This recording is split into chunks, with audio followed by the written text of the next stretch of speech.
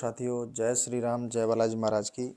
आपका मेरे YouTube channel Hanumant कृपा 0005 में स्वागत है। साथियों, प्रत्येक दिन की तरह आज भी मैं आपके लिए एक उपाय लेकर उपस्थित हुआ हूँ। साथियों, उपाय में आगे बढ़ने से पहले मैं आपको निवेदन करता हूँ कि अगर आप हमारे चैनल पर नए हैं तो चैनल को भी सब्सक्राइब कर लें, बेल आइकन को प्रेस कर लें, क्योंकि साथियों हमारे चैनल के माध्यम से हनुमान जी की भक्ति से जुड़े बहुत सारे वीडियोस प्रतिदिन दिखाए जाते हैं। और साथियों, हमारे चैनल के माध्यम से श्री रामचरितमानस रामायण का संपूर्ण पाठ श्रवण कराया जा रहा है, तो उसका भी आप लाभ उठाएं। और साथियों, अगर किसी भी उपाय से संबंधित या पूजा पाठ से संबंधित या कोई भी आपका हनुमान जी की भक्ति से जुड़ा कोई प्रश्न है, कोई जिज्ञासा है, तो आप हमें कॉल करके पूछ सकते हैं। हमारा कॉल करने के लिए समय है प्रतिदिन 3:30 से लेकर 4 बजे के बीच में आप कॉल कर सकते हैं। हमारा कॉन्टैक्ट नंबर है 6378992357। इस पर आप हमें कॉल कर सकते हैं। समय का ध्यान रखें, प्रतिदिन 3:30 से लेकर 4 बजे के बीच में। और साथियों, अगर कोई आपको हनुमान जी की अर्जी लगवानी है तो आप अपना नाम और अपना अर्जी किस विषय में लगानी है उसको आप हमें इसी नंबर पर, व्हाट्सएप नंबर है, आप उस पर हमें लिखकर भेज सकते हैं। तो चलते हैं साथियों उस उपाय की ओर जो आपने थंबनेल में देख लिया है कि शीघ्र कर्ज से मुक्ति पाने के लिए करें यह उपाय, निश्चित ही अति शीघ्र कर्ज मुक्त हो जाएंगे। तो साथियों, आज के इस महंगाई के युग में महंगाई की वजह से लोगों की आज कमर टूट चुकी है। महंगाई इतनी अधिक होने के कारण लोगों को किसी न किसी आवश्यकता पड़ने पर कहीं ना कहीं से कोई ना कोई कर्ज लेना पड़ता है। चाहे बेटे की शादी हो, चाहे बच्चों की पढ़ाई लिखाई हो, चाहे कोई गंभीर बीमारी का इलाज करवाना हो, चाहे कोई काम धंधा डालना हो, चाहे खेती किसानी के लिए कुछ यंत्र वगैरह खरीदने हो, चाहे बीजों की खरीदारी हो, तो किसी न किसी रूप में इंसान को कर्ज लेना ही पड़ता है। चाहे कोई बिजनेसमैन है, चाहे कोई गरीब आदमी है, चाहे कोई बड़ा अमीर आदमी है, हर किसी को आज के समय में ऋण या कर्ज की आवश्यकता होती ही है। लेकिन साथियों, समस्या जब प्रकट हो जाती है कि इंसान कर्ज तो ले लेता है, लेकिन कर्ज को जो वापस करने का समय आता है उस समय उसे ज़्यादा समस्या का सामना करना पड़ता है। क्योंकि साथियों, जितना हमने मोटी रकम कर्ज ली है उस पर इंटरेस्ट भी लगता है, तो वो और ज़्यादा भारी हो जाती है। तो साथियों, कई बार क्या होता है कि जिस इंसान ने जो कर्ज लिया है उसके पास ऐसे आमदनी के स्रोत नहीं होते जिनसे वह उस पैसे को वापस दे सके। और उसकी अंतरात्मा तो ये रहती है कि जल्दी से जल्दी ये दूसरे का पैसा वापस पहुंच जाए, लेकिन उसकी सामर्थ्य से बाहर होने के कारण वह उन्हें वापस करने में असमर्था रहता है। तो साथियों, अगर आप उक्त उपाय को करते हैं तो निश्चित रूप से आपको कहीं ना कहीं से बालाजी महाराज ऐसी कृपा करेंगे कि आपके जो आमदनी के स्रोत हैं वो खुल जाएंगे और आप अपने जो कर्ज है उसे अति शीघ्र चुकाने में समर्थ हो जाएंगे। तो साथियों, अगर किसी इंसान के पास कर्ज होता है तो आधा से तो वो पहले ही निराश होता है, दबा हुआ होता है कि भाई दूसरे का कर्ज है, वापस नहीं हुआ तो वह समाज में भी बेइज्जती करेगा और हमारा जो नुकसान है, क्षति है, वो तो होगी ही। तो साथियों, अगर आपके ऊपर आपकी क्षमता से ज़्यादा कर्ज हो गया है तो उस कर्ज को उतारने के लिए आप श्री हनुमान जी महाराज से अपना निवेदन करें और उनके शरण में जाएं, उनसे पूजा पाठ करें, तो निश्चित रूप से आपका जो ऋण है वो आप जल्दी से ही ऋण मुक्त हो जाएंगे। तो साथियों, पहले मैं आपको थोड़ी सामान्य पूजा के बारे में बताता चलता हूँ और फिर आपको जो मूल उपाय है उसकी ओर ले चलता हूँ। तो साथियों, आपको यह उपाय मंगलवार के दिन करना है और सुबह आप मंगलवार के दिन स्नान ध्यान आदि से निवृत्त होकर अपने घर के जो आपका मंदिर है उसमें श्री हनुमान जी महाराज को स्नान ध्यान कराकर गंगा जल की छींटे लगाकर उन्हें लाल पट्टी पर स्थापित कर लें और उनका पूजन करें। चंदन चावल से पूजन कर, पुष्प अर्पित कर, भोग प्रसाद रखकर, एक घी का दीपक लगाकर और भोग प्रसादी रखकर आप हनुमान जी महाराज से निवेदन करें कि हे हनुमान जी महाराज, मुझ पर इतनी राशि का कर्ज है। राशि बता दीजिएगा, ध्यान रखिए। आप पर जितना कर्ज है वह इंटरेस्ट के आप हनुमान जी को बताएं कि हे हनुमान जी महाराज, हे बालाजी महाराज, मुझ पर इतनी राशि प्लस इतना इंटरेस्ट लगाते हुए इतनी राशि का कर्ज है। कृपया प्रभु, मेरी सामर्थ्य नहीं हो पा रही है और हे प्रभु, मैं इस कर्ज को वापस देना चाहता हूँ। तो कृपा करके आप मेरे इस कर्ज को चुकवाने में मेरा सहयोग करें। हे प्रभु, ऐसे कुछ स्रोत खोल दें जिससे हमारा ये कर्ज है जल्दी से जल्दी उतर जाए। तो ऐसा कहकर आप हनुमान जी से प्रार्थना करें और एक लाल आसन पर, जो स्वच्छ आसन हो, उस पर बैठकर आप 3 हनुमान चालीसा सुबह और 3 हनुमान चालीसा शाम को नित्य पाठ करें जब तक आपका कर्ज नहीं चुक जाता। जब तक आपको हनुमान चालीसा के 3-3 पाठ सुबह शाम नित्य करने हैं। इसके बाद मैं साथियों आपको एक मूल उपाय की ओर ले चलता हूँ। इस उपाय का ऐसा प्रभाव है कि निश्चित ही आपके कर्ज में, जो कर्ज है आपका, जो ऋण लिया हुआ है, उसको चुकाने में बहुत ही सहायक है।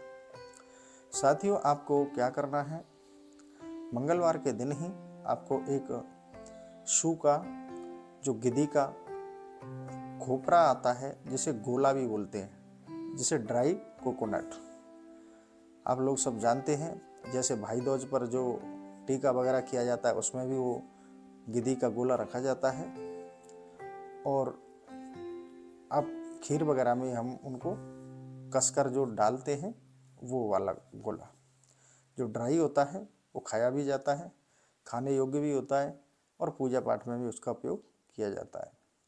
तो जो ड्राई कोकोनट है, जो आपको सूखा गिद्दी है, जो आपका खोपरा भी बोलते हैं, पता नहीं हर एक राज्य में उसको अलग अलग नाम से जानते हैं। वैसे मैंने उसका जो फोटो है, इमेज है, थंबनेल में दे रखा है, आप देख लेना, और वीडियो में भी उसका एक इमेज हम एडिट कर देंगे। तो वो आपको गोला ड्राई कोकोनट लेना है और उसको ऊपर से गोल गोल काटना है। आपको एक चाकू लेना है, उसको ऐसे पकड़ना है, पकड़कर ऊपर का जो टॉप का जो हिस्सा होता है उसको चाकू से राउंड राउंड करके घुमा घुमा के उसको काटना है। उसमें ऐसा होना चाहिए कि वो अंदर से खोखला होता है, और उसमें से जैसे हम ऊपर थोड़ा सा 1 इंच का कट लगाएंगे, ऊपर से गोल गोल काटेंगे, तो गोल गोल काटने पर उसमें एक उंगली चली जाए ऐसा उसमें होल हो जाता है, छिद्र दिखाई देने लगता है। तो अब उसमें हमें उस छिद्र को, उस जो अंदर खोखला है, उसको हमें कुछ सामग्री से भरना होता है। वो मैं आपको बताते चलता हूँ। आपको क्या करना है, अगर आपके पास जो चावल की सूजी है, जिसका सूजी का अपन हलवा बनाते हैं, अगर वो है तो ठीक है।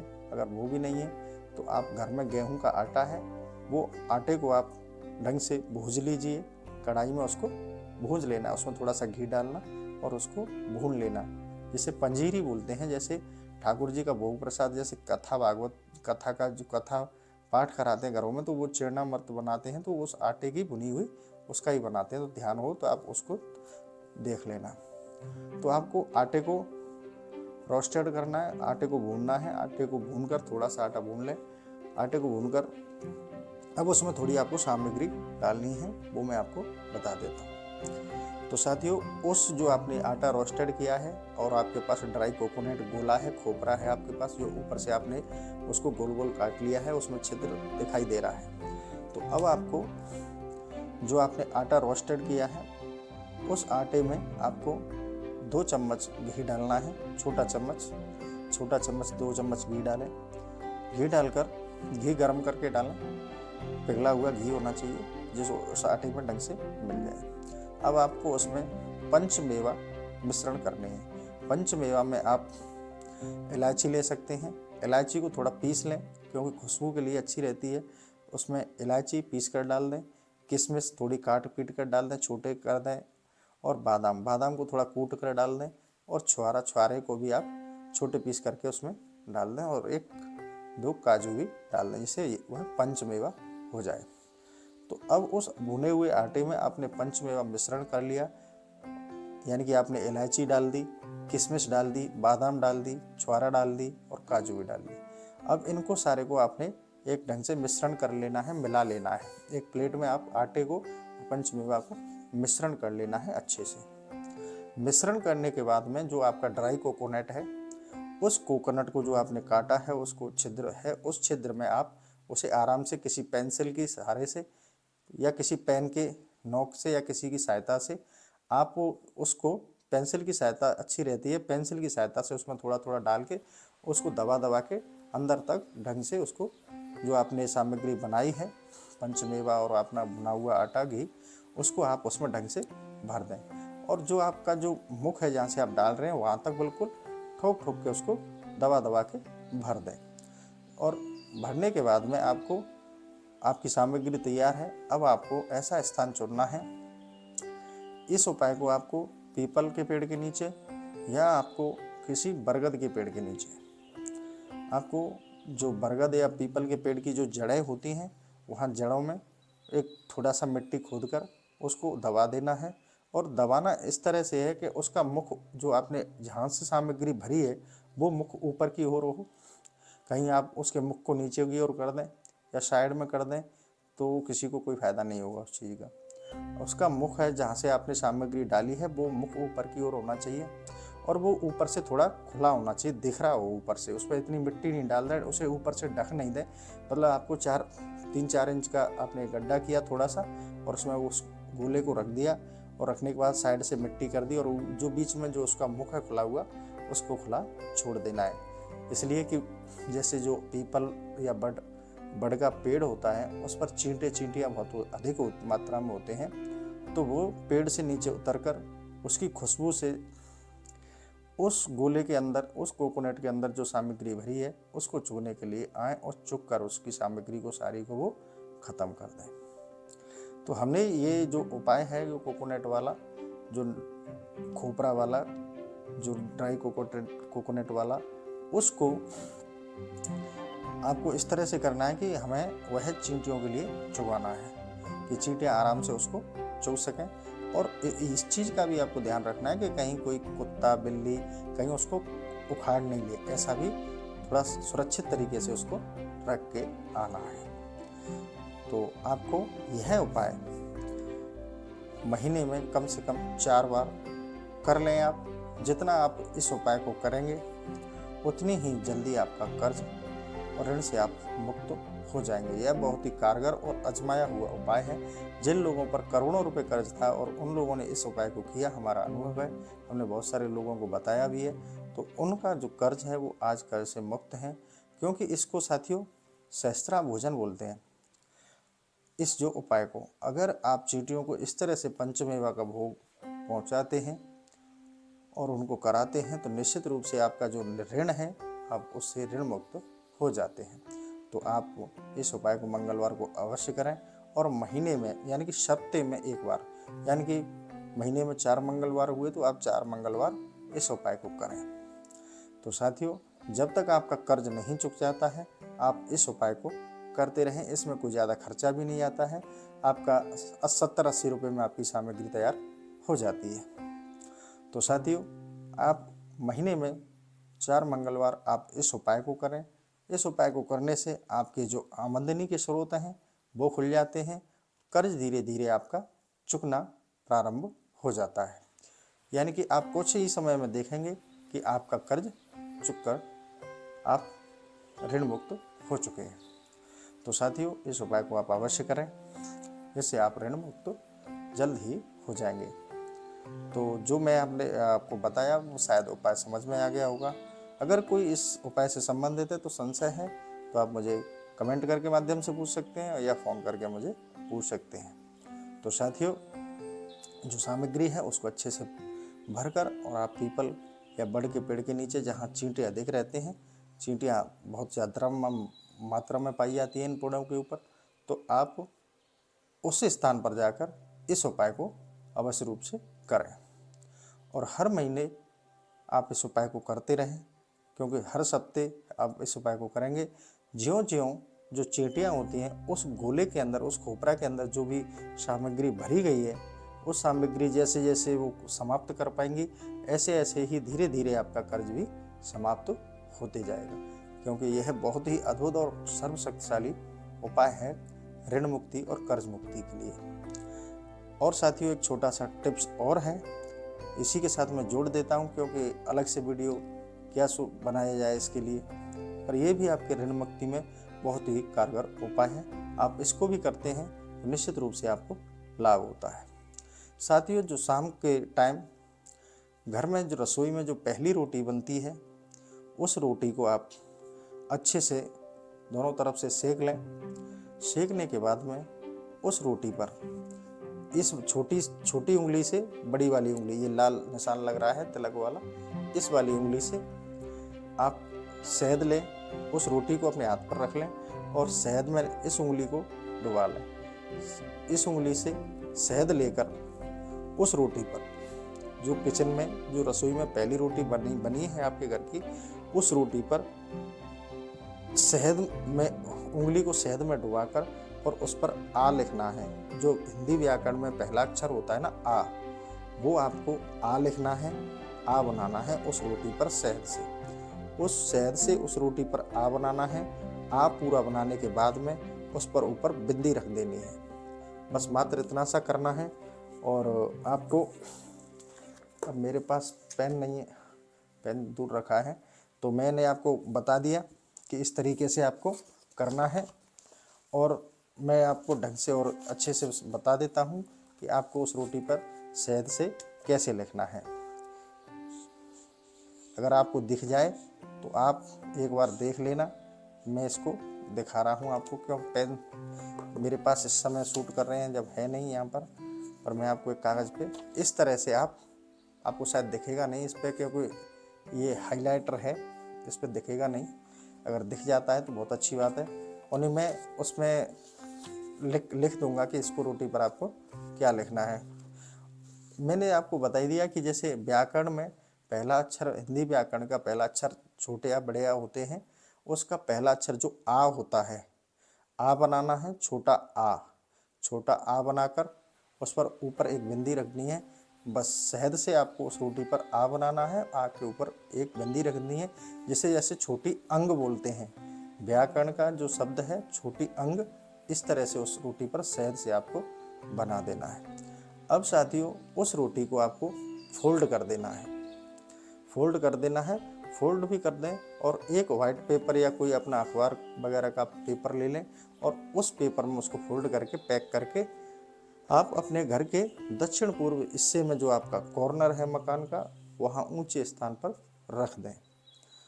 आपने जो शहद से अंग लिखी थी, छोटी अंग लिखी थी रोटी के अंदर, उसे आप फोल्ड किया, आपने उसको रोल किया, पेपर से बांध दिया अच्छे से, क्योंकि रात को उसमें शहद की वजह से चींटियाँ नहीं लग जाएं।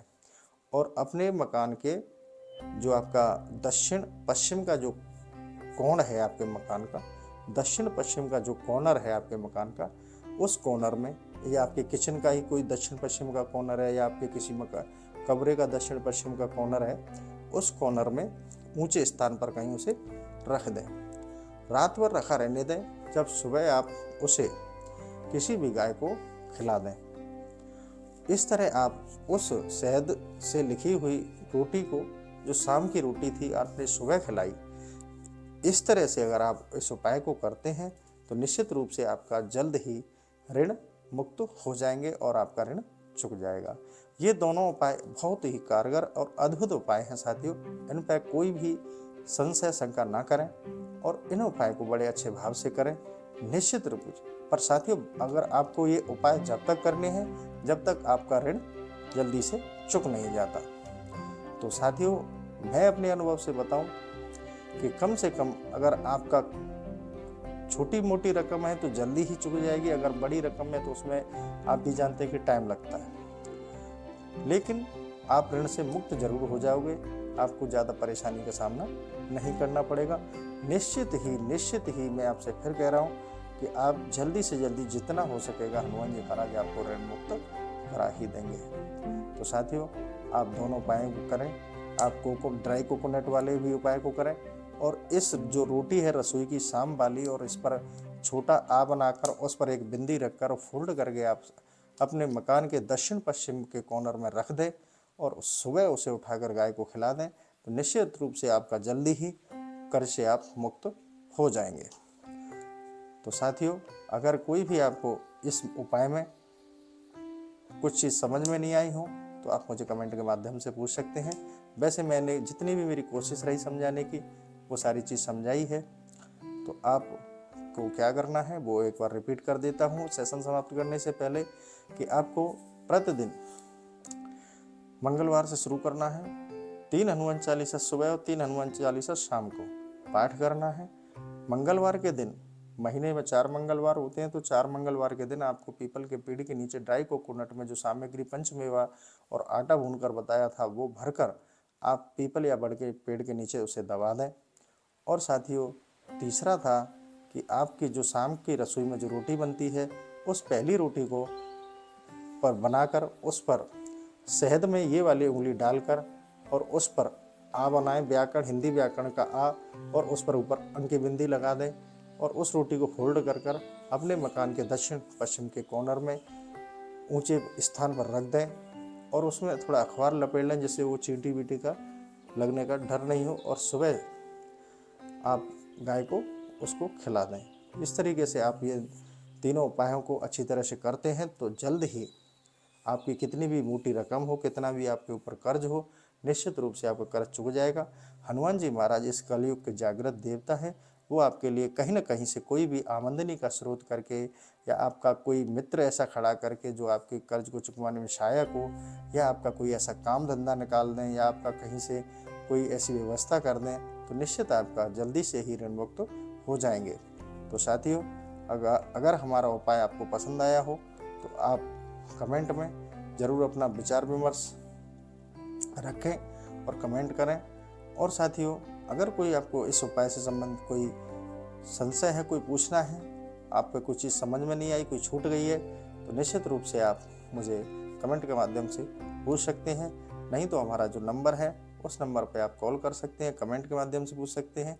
जैसा भी आपको अच्छा लगे आप उस तरह से उपयोग में ले सकते हैं। तो साथियों, आपसे अंत में यही निवेदन करूंगा कि अगर आप हमारे चैनल पर नए हैं तो चैनल को अभी सब्सक्राइब कर लें, बेल आइकन को प्रेस कर लें, जिससे हमारे वीडियो का नोटिफिकेशन सबसे पहले आपको प्राप्त हो। तो साथियों, अंत में यही कहना चाहूँगा कि कमेंट में आप जय श्री राम, जय बालाजी महाराज अवश्य लिखा करें, जिससे हमें और मोटिवेशन मिलता है कि हमारे जो दर्शक हैं वो हमें कुछ धन्यवाद दे रहे हैं। तो इसी के साथ साथियों, जय श्री राम, जय बालाजी महाराज की।